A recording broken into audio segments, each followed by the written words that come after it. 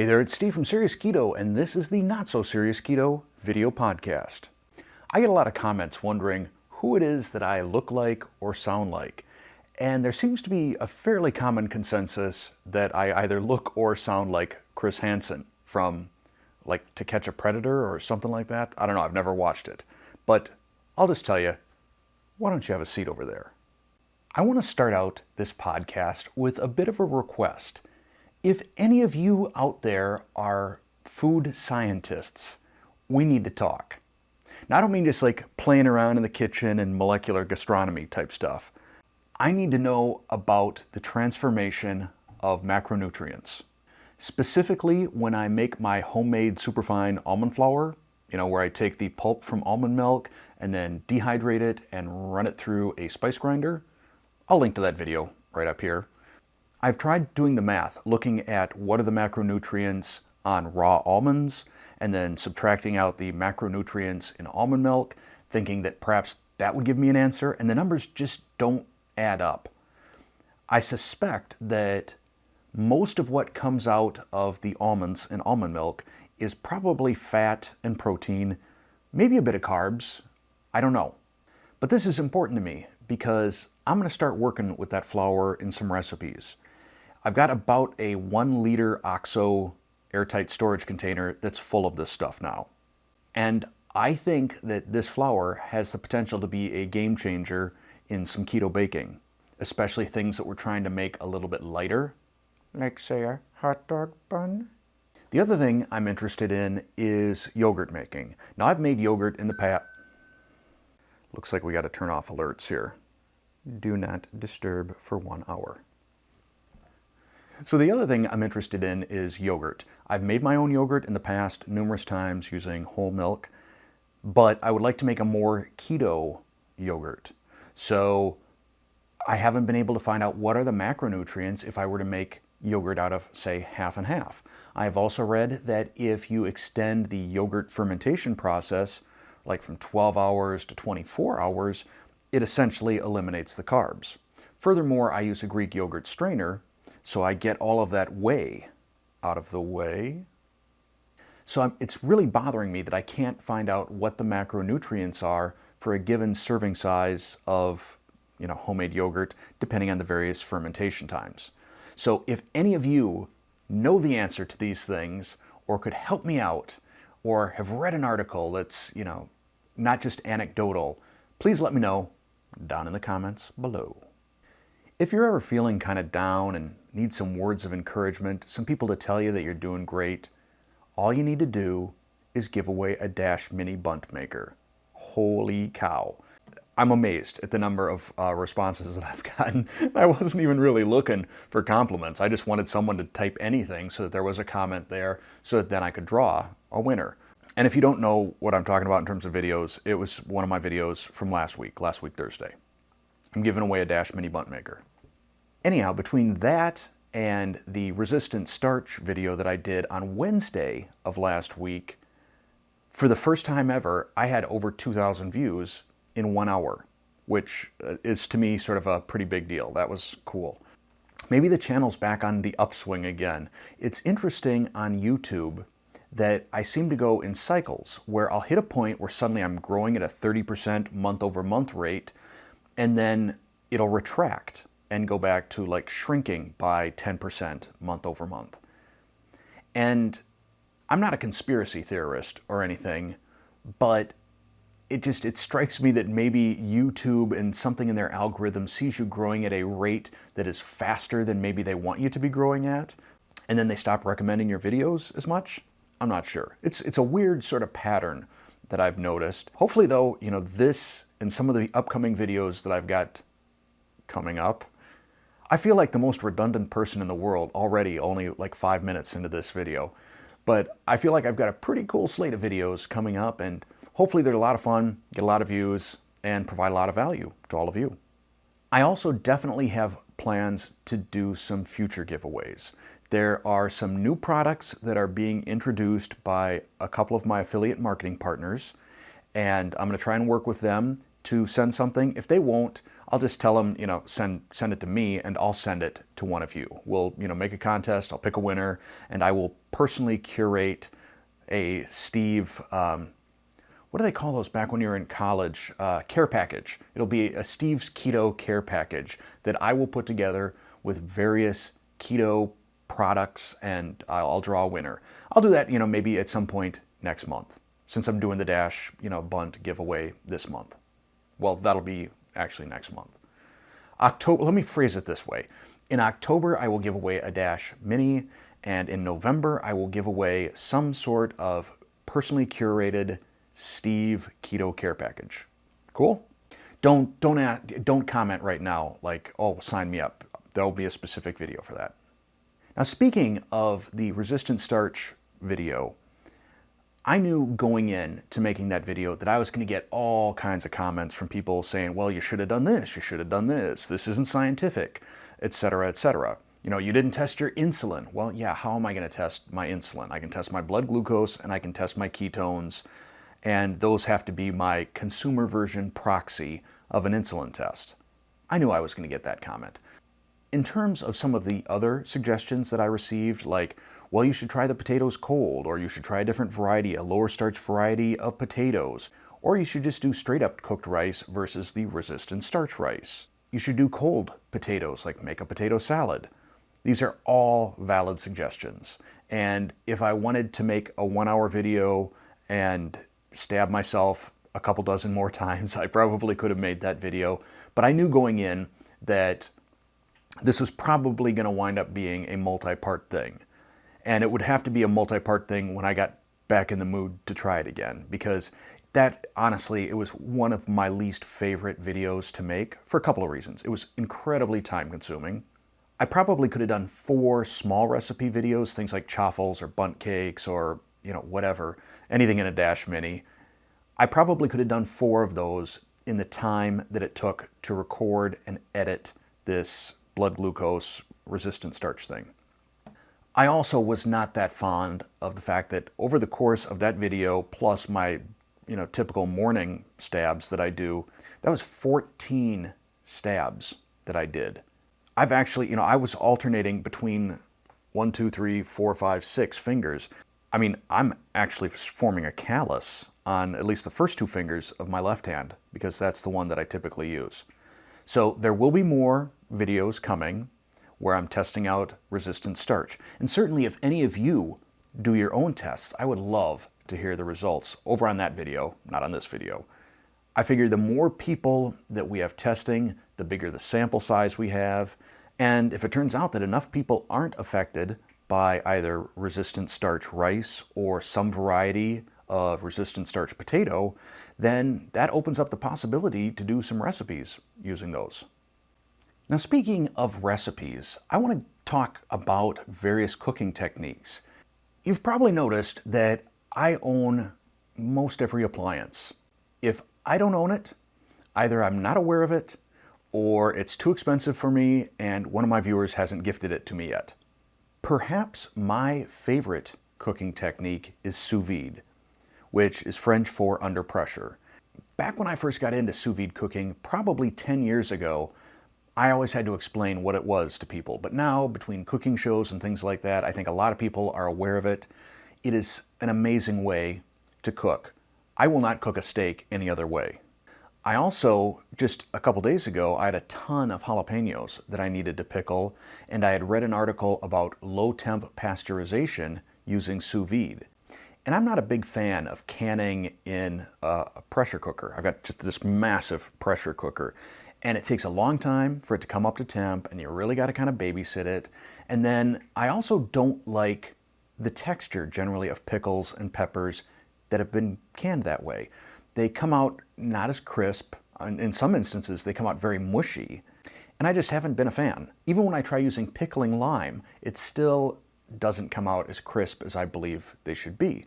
And I like that little bit of crunch in my pickles and in my peppers. So I'd read an article about low temp pasteurization and canning with sous vide.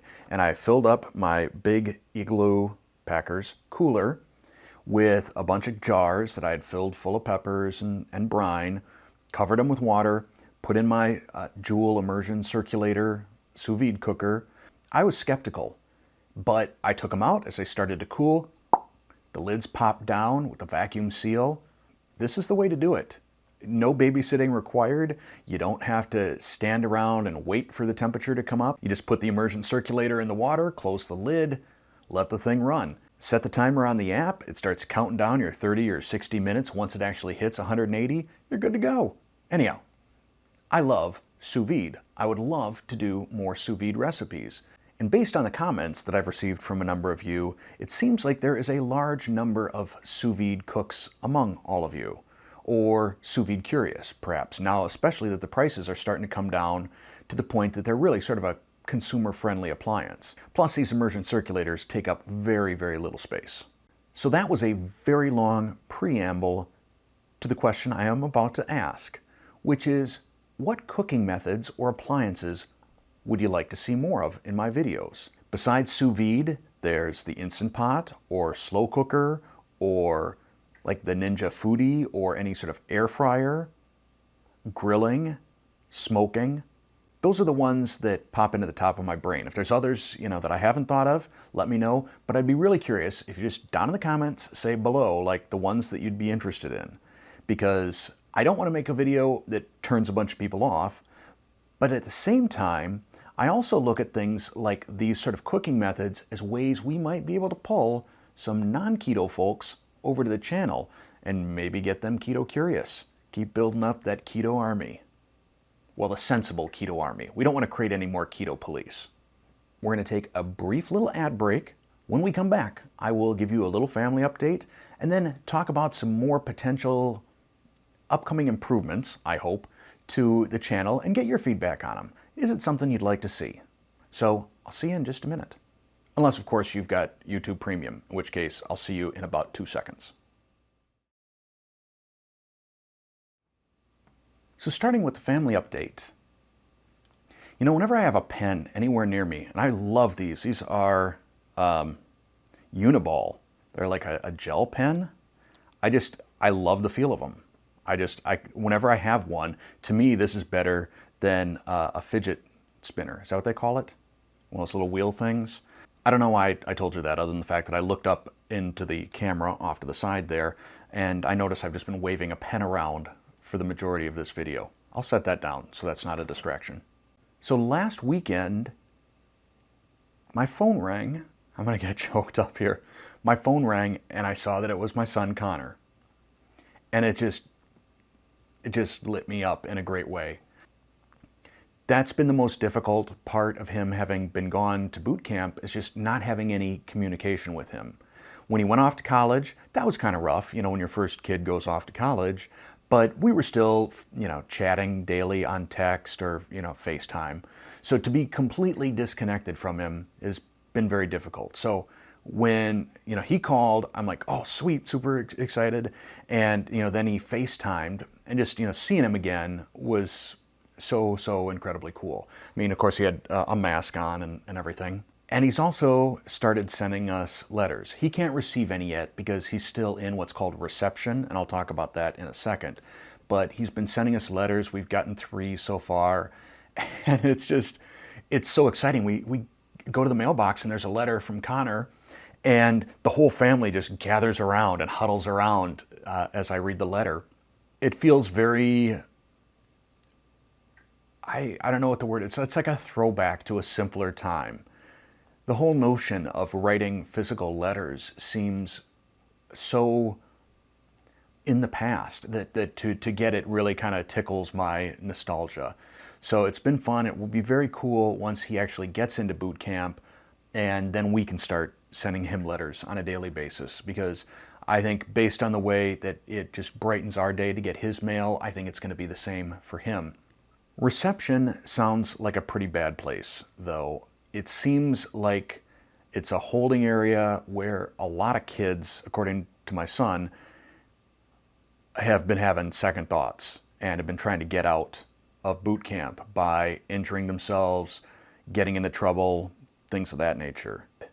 I'm sure that Connor has got a smart enough head on his shoulders that he stays away from that.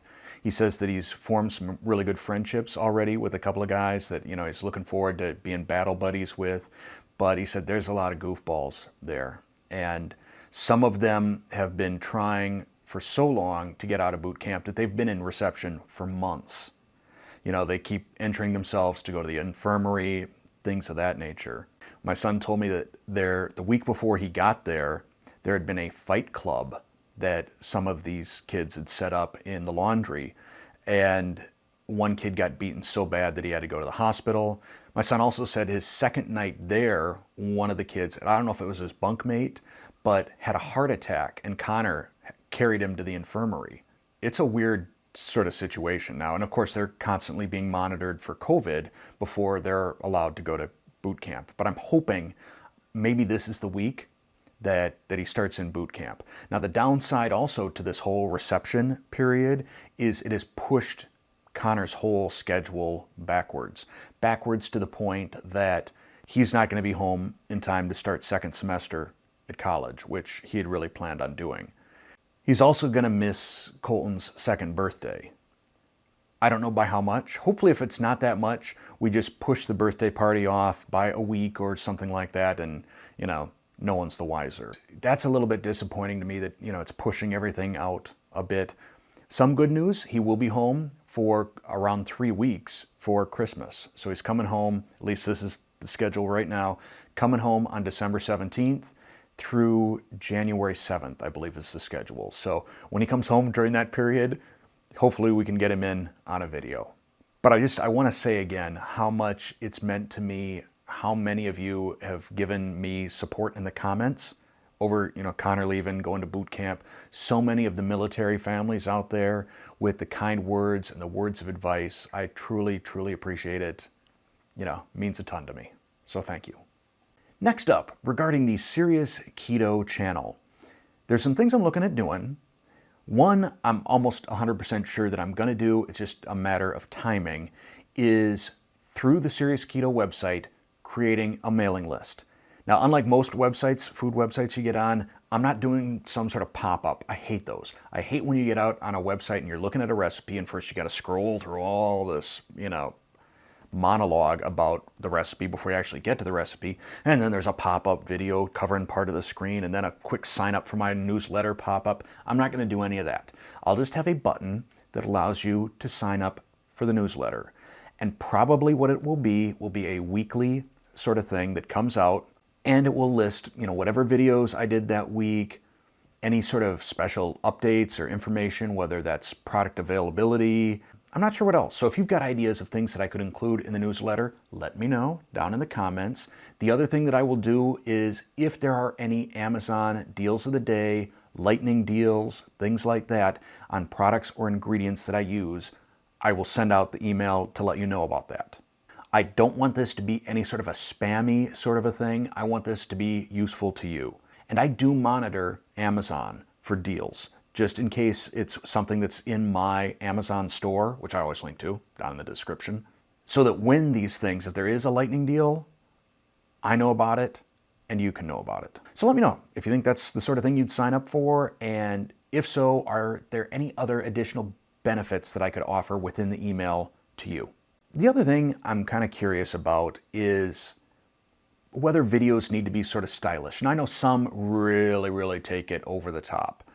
All kinds of these panning money shots of the food after it's done, wisps of steam and slow motion fork going into it and things like that. Or like the intro logo showing up, where someone comes up, gives a little bit of teaser on the food, and then there's the intro logo. I'm just wondering, does anybody care about those things? I mean, aesthetically, they look cool. Like, I think Joe Duff does a great job on his channel in terms of that. He's got some good food shots. He's tightly edited. I think Hungry Elephant does it well also. Her logo or splash screen is nice and quick. It's not this long, drawn-out thing. The problem is on some of this camera sort of stuff, if I had a second person helping me that could run a camera and do setups, that becomes a lot easier. I could have someone just take my GoPro on a gimbal and kind of, run it around the food after it's done, once I've plated it. But usually I'm scrambling and just trying to remember to take a picture, for Instagram or for my thumbnail. I'd really kind of like to do a quick little logo thing. So taking the same SeriousKeto logo screen that I have at the end of every video, because I don't know how many people stick around to the end. Once they figure I'm winding down, if they just stop watching, it might be cool to have that at the beginning, and somehow have it do a build where like the cloche drops down and then from one side it says serious cooking and the other side sensible keto. So if you think something like that would be cool, I could see doing something like that, spending whatever time it takes in, either Pinnacle Studio, which is what I usually use, or, figuring out one of the Adobe tools to do that. Or if you just think all of that is sort of, superfluous and just stick to doing what I'm doing, that's fine too. And finally, in terms of last week's Easter egg, a lot of people thought that the figure that I had behind me was Herbie, the elf who wanted to be a dentist in Rudolph the Red-Nosed Reindeer. Incidentally, when we get near Christmas, watch this movie again. Now, this was made back in the mid-60s, I believe. This show would not be made nowadays. I think we have become a lot more sensitive about bullying and what's appropriate and what's not. Rudolph the Red-Nosed Reindeer is sort of mean-spirited. I mean, you've got a dad who's ashamed of his son. It's just, I was watching it with Connor this last Christmas, and he's like, wow, this is kind of awful. This is really sort of mean and sad. Yeah, times have changed. Anyhow, it wasn't Herbie. It was Pip-Boy. I think it's called Pip-Boy. Maybe it's called Action Boy. But it's from the Fallout series of games. And the shirt that I was wearing was for Fallout 76, and it all kind of ties in that I had just hit 76,000 subscribers. So that was the Easter egg. A lot of people got it.